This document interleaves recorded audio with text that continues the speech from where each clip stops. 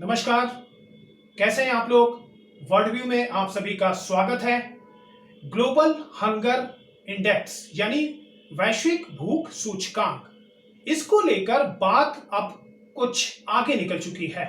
हुआ यह है कि भारत ने इसे खारिज कर दिया है, यानी इसकी फाइंडिंग्स को खारिज कर दिया है, ये कहते हुए कि इसमें जो पद्धति इस्तेमाल की गई है वो बहुत ही अवैज्ञानिक है। भारत ने यह भी कहा है कि इसकी मैथडोलॉजी में प्रॉब्लम है। आपको बता दें कि भारत की स्थिति इस इंडेक्स में काफी खराब बताई गई थी। अब भारत ने क्या क्या तर्क दिए हैं, कौन से तथ्य सामने रखे हैं, आखिर किसी भी देश की स्थिति को मापने, नापने, आंकने का पैमाना क्या है, कौन से तरीके अपनाए जाते हैं सर्वे के लिए, कब से शुरुआत हुई जीएचआई की, जीएचआई के आंकड़े अभी कौन जारी करता है, और क्या कहती है जीएचआई 2021 की रिपोर्ट, ये हम पूरी तरीके से आज जानेंगे। बहुत ही इंफॉर्मेटिव सेशन होने वाला है और कोशिश करेंगे कि आज ही ये चैप्टर भी क्लोज हो जाए। इसलिए हमारे साथ आखिर तक बने रहिएगा और एक एक चीज बहुत ही ध्यान से सुनिएगा।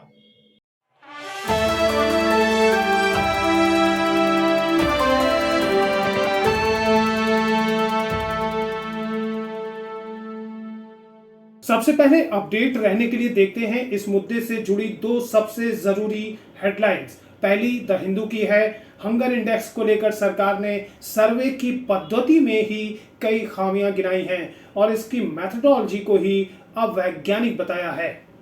दूसरी हेडलाइन कहती है कि इससे पहले जारी वैश्विक भूख सूचकांक में भारत को पाकिस्तान, बांग्लादेश और नेपाल से भी पीछे बताया गया था, यानी 101वीं रैंक थी। आगे पूरा डिटेल देंगे, पूरा विश्लेषण करेंगे।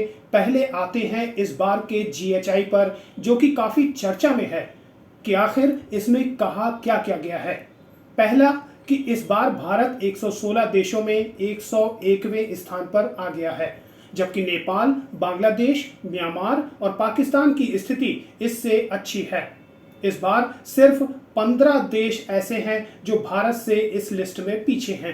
पिछले साल 107 देशों की सूची में भारत 94वें स्थान पर था, यानी कुछ ठीक स्थिति थी। रिपोर्ट के मुताबिक भारत में कोविड-19 और इसके चलते लगी पाबंदियों का खराब असर हुआ है।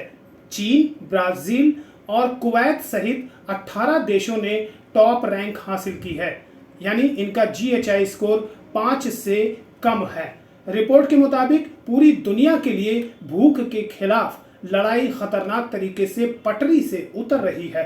रिपोर्ट के मुताबिक संघर्ष यानी स्ट्रगल, जलवायु परिवर्तन से जुड़ी मौसमी बदलाव और कोविड-19 से जुड़ी आर्थिक और स्वास्थ्य चुनौतियों से खाद्य सुरक्षा की स्थिति गंभीर हो रही है। और अब इस वीडियो की सबसे इंपॉर्टेंट बात, इस रिपोर्ट पर भारत सरकार के महिला एवं बाल विकास मंत्रालय ने जो कहा है उसे हम पॉइंटर के रूप में रख रहे हैं ताकि आसानी से समझ में आ सके। FAO यानी फूड एंड एग्रीकल्चर ऑर्गेनाइजेशन के अनुमान के आधार पर रैंक को कम कर दिया गया। FAO संयुक्त राष्ट्र से जुड़ा एक संगठन है। रिपोर्ट के तथ्य जमीनी वास्तविकता और तथ्यों से परे हैं, यानी मैथडोलॉजी की समस्याएं हैं। रिपोर्ट जारी करने से पहले उचित मेहनत नहीं की गई। FAO द्वारा प्रयोग की जाने वाली कार्यप्रणाली अवैज्ञानिक है, यानी अनसाइंटिफिक है। सिर्फ 4 प्रश्न के सर्वे के परिणामों पर मूल्यांकन किया गया। ये टेलीफोन पर अनुमान के आधार पर गैलप की ओर से किए गए पोल पर आधारित है। गैलप एक रिसर्च एजेंसी है। कोविड-19 के दौरान खाद्य सुरक्षा के लिए सरकार के प्रयासों की अनदेखी की गई, जिस पर सत्यापन योग्य डेटा उपलब्ध है। सर्वे में प्रतिवादी को सरकार या अन्य स्रोतों से खाद्य मदद मिलने से जुड़ा एक भी सवाल नहीं है। वैसे ये पूरा स्टेटमेंट हिंदी या अंग्रेजी में आप भी PIB यानी प्रेस इंफॉर्मेशन ब्यूरो की वेबसाइट पर देख सकते हैं। तो ये तो थी जीएचआई रिपोर्ट और उस पर प्रतिक्रिया की बात। अब जरा ठीक से समझते हैं कि ग्लोबल हंगर इंडेक्स होता क्या है। जीएचआई अलग अलग देशों में लोगों को खाने की चीजें कैसी और कितनी मिलती हैं, ये उसे दिखाने का एक साधन है। ये हर साल ताज़ा आंकड़ों के साथ जारी किया जाता है और इसके जरिए विश्व भर में भूख से निपटने के अभियान की उपलब्धियों और कमजोरियों को आंका जाता है।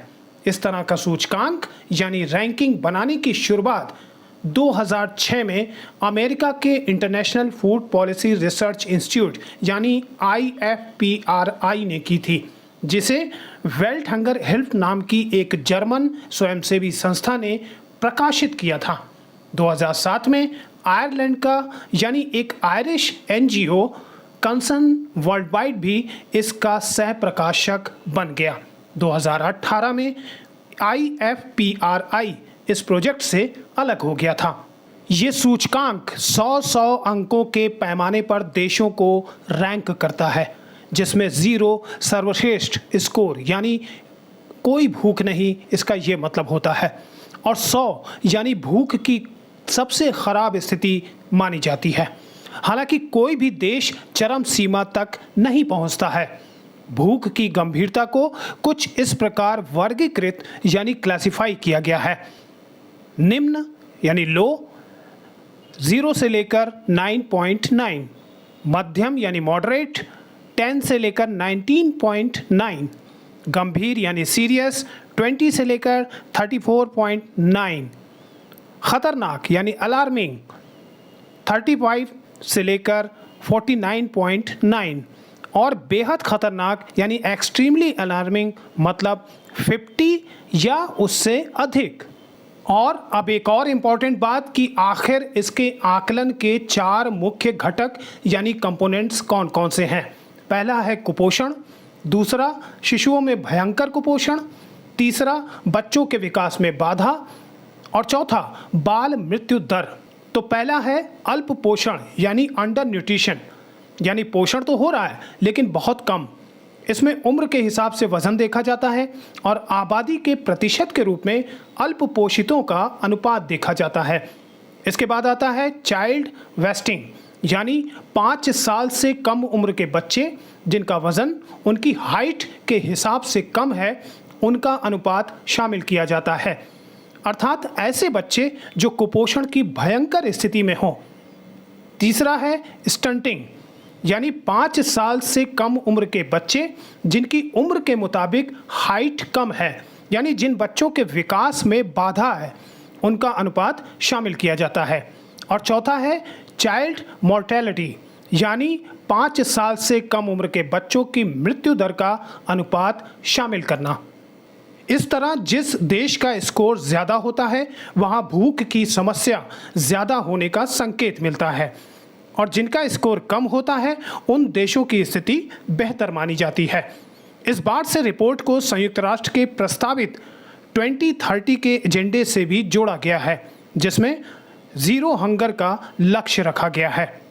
तो ये था जीएचआई और उससे जुड़े इंपॉर्टेंट, इंफॉर्मेटिव और नॉलेजेबल फैक्ट्स पर आज का सेशन। उम्मीद है ध्यान से सुना होगा और टॉपिक पूरा समझ में आ चुका होगा। अब हमें इजाज़त दें। धन्यवाद।